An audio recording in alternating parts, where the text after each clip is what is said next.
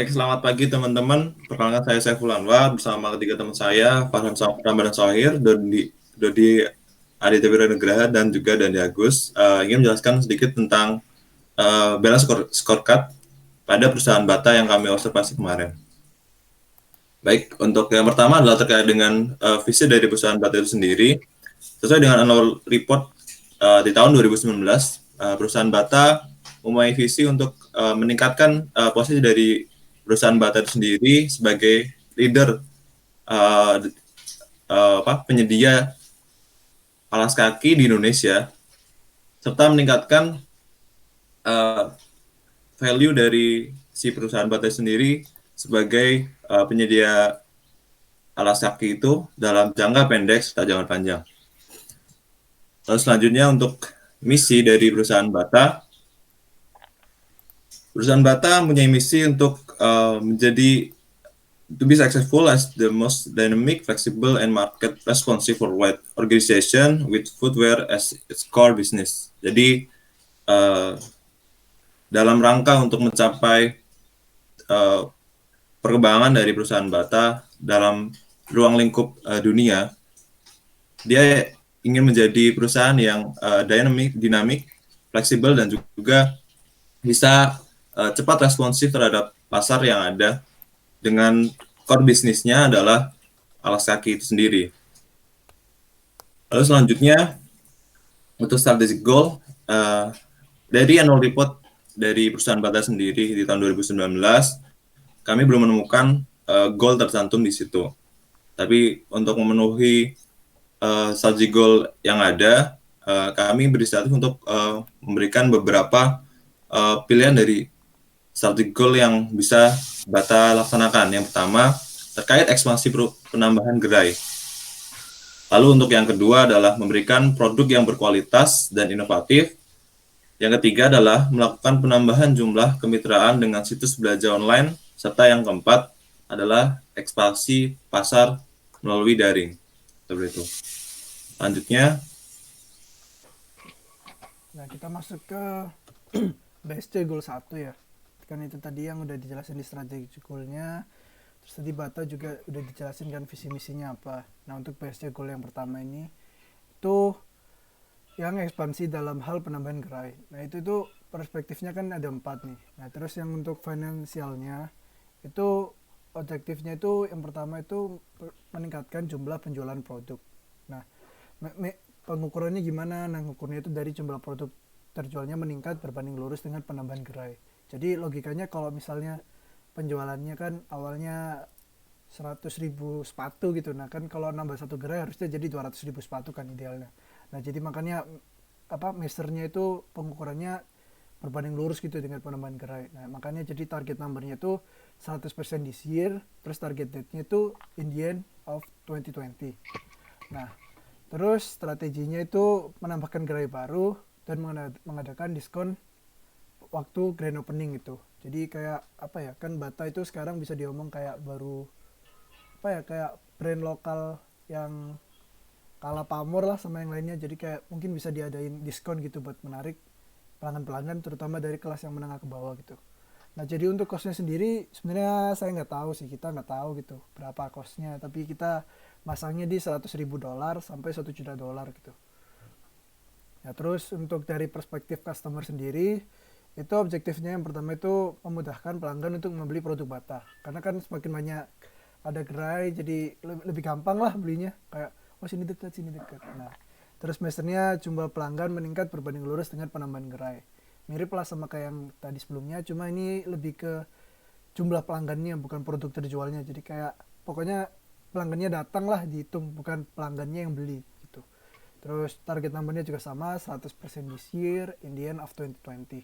Menampilkan produk yang sesuai dengan wilayah gerai. Jadi misalnya dekat apa ya, lingkungannya banyak SD, banyak SMP, nah itu jualnya kayak namanya sepatu yang ada bonus mobil-mobilannya. Nah itu maksudnya yang produk yang sesuai dengan wilayah gerai.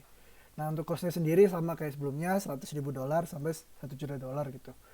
Terus untuk internal bisnis prosesnya, objektif yang pertama itu meningkatkan jumlah karyawan. Kan jelas dengan bertambahnya gerai kita butuh karyawannya banyak.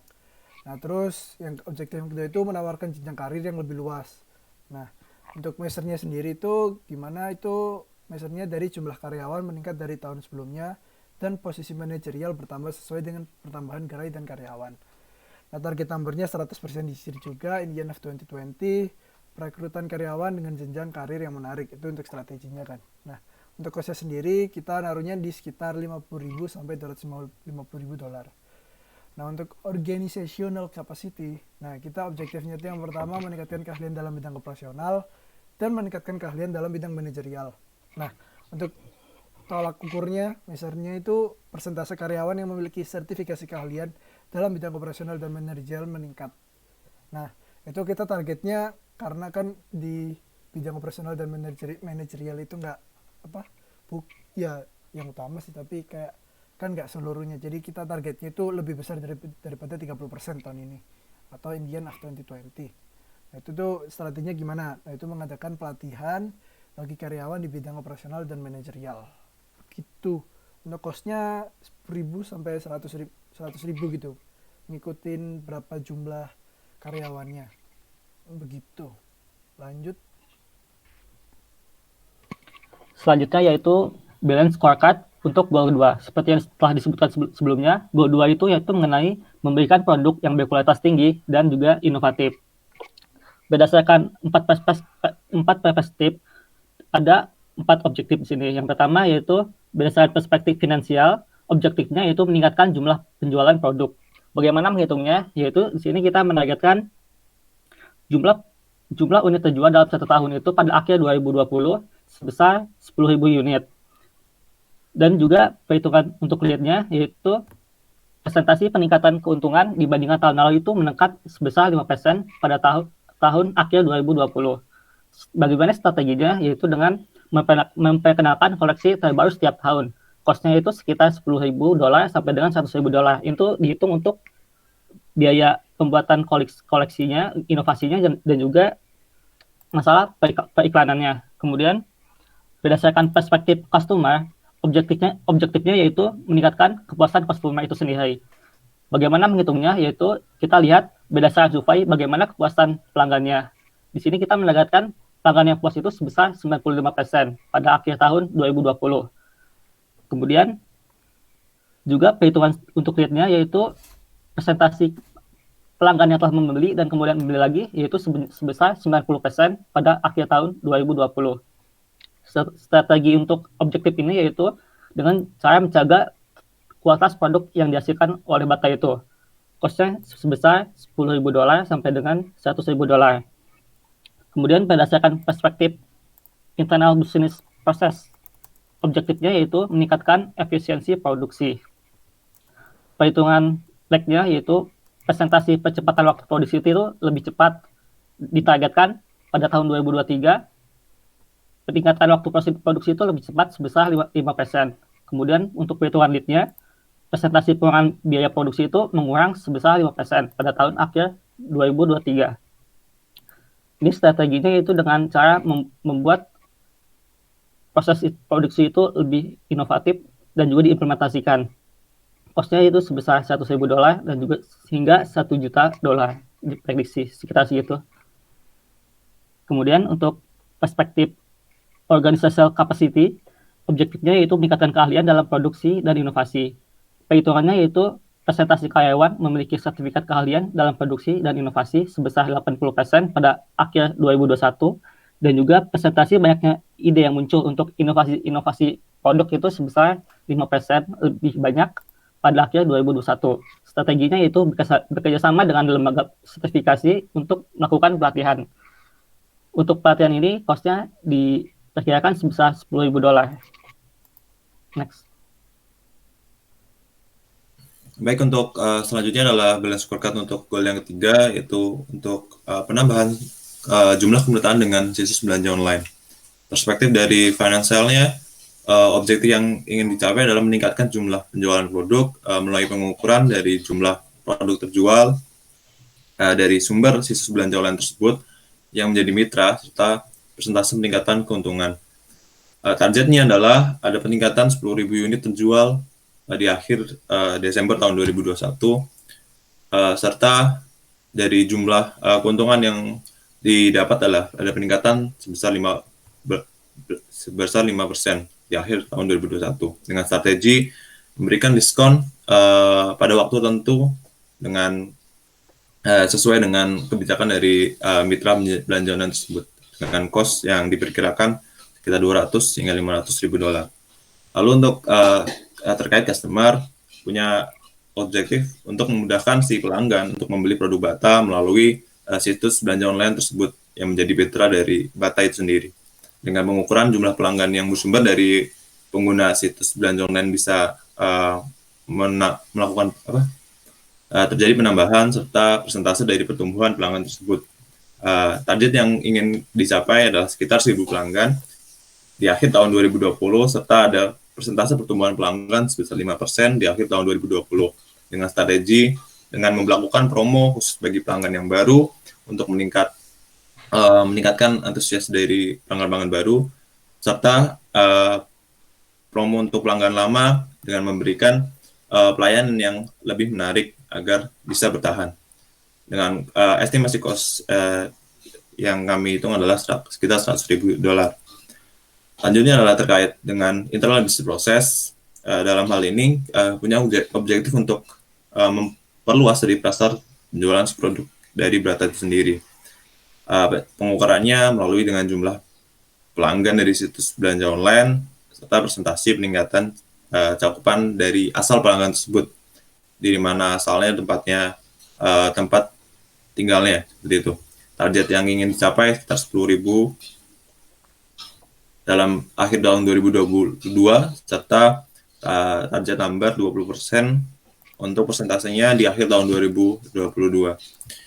Strategi yang diharapkan adalah dengan mengadakan strategi promosi untuk memikat si pelanggan-pelanggan ini dengan cost sekitar 250.000 US dollar.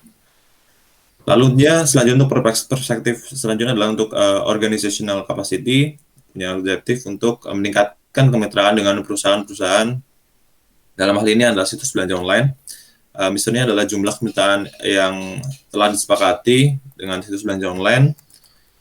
Target yang diharapkan adalah sekitar 10, baik itu dalam negeri maupun yang sudah multinasional di akhir tahun 2024. Strateginya dengan melakukan kesepakatan kerjasama dengan situs belanja online dalam negeri maupun luar negeri dengan estimasi cost 500 hingga 1 juta US dollar.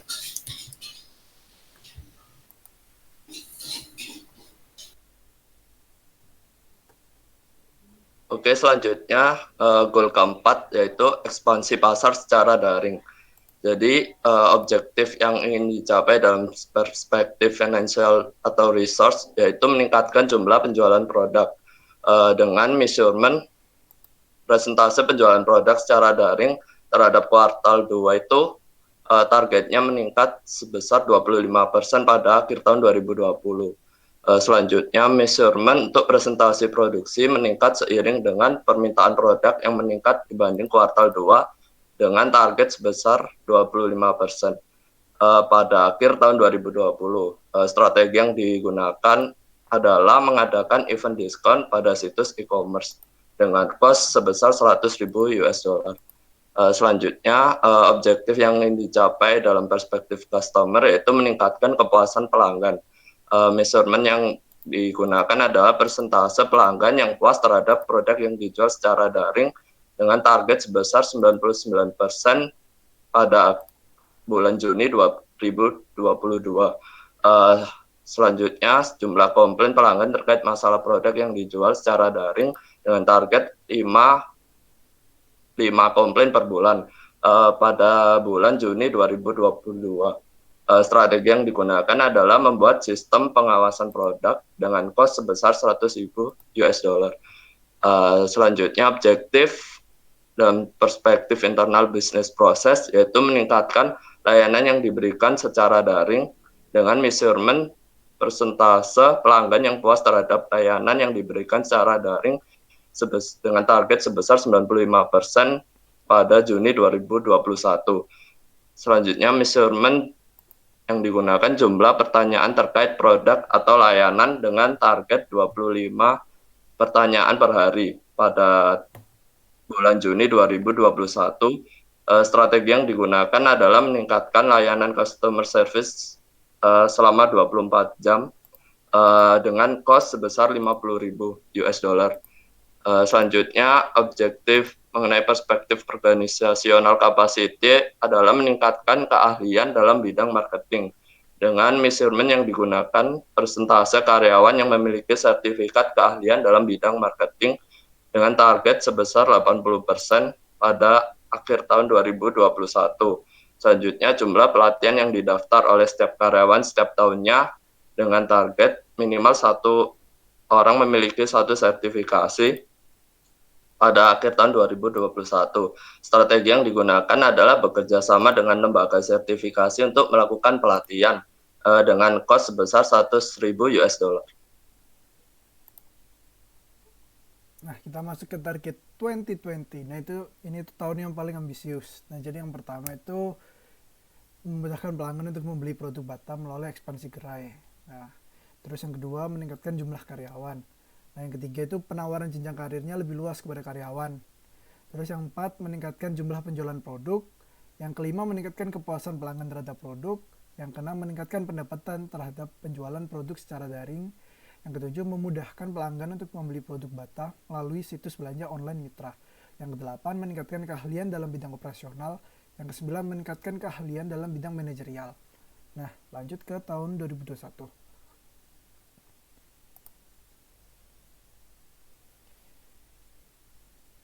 Dandi, mic-nya masih mute. Selanjutnya pada tahun 2021 yaitu di sini ada 4 target. Yang pertama, meningkatkan layanan yang diberikan secara daring. Yang kedua, meningkatkan keahlian dalam bidang marketing. Yang ketiga, meningkatkan keahlian dalam produk dan inovasi. Yang keempat, meningkatkan jumlah penjualan produk. Kemudian pada tahun 2022, targetnya ada 2, yaitu pertama, meningkatkan kepuasan pelanggan terhadap produk yang dijual secara daring. Dan juga yang kedua ini, targetnya memperluas pasar penjualan produk. Terus target pada tahun 2023 itu meningkatkan efisiensi produksi. Target 2024 adalah meningkatkan kemitraan perusahaan. Oke, sekian presentasi dari kelompok kami. Terima kasih.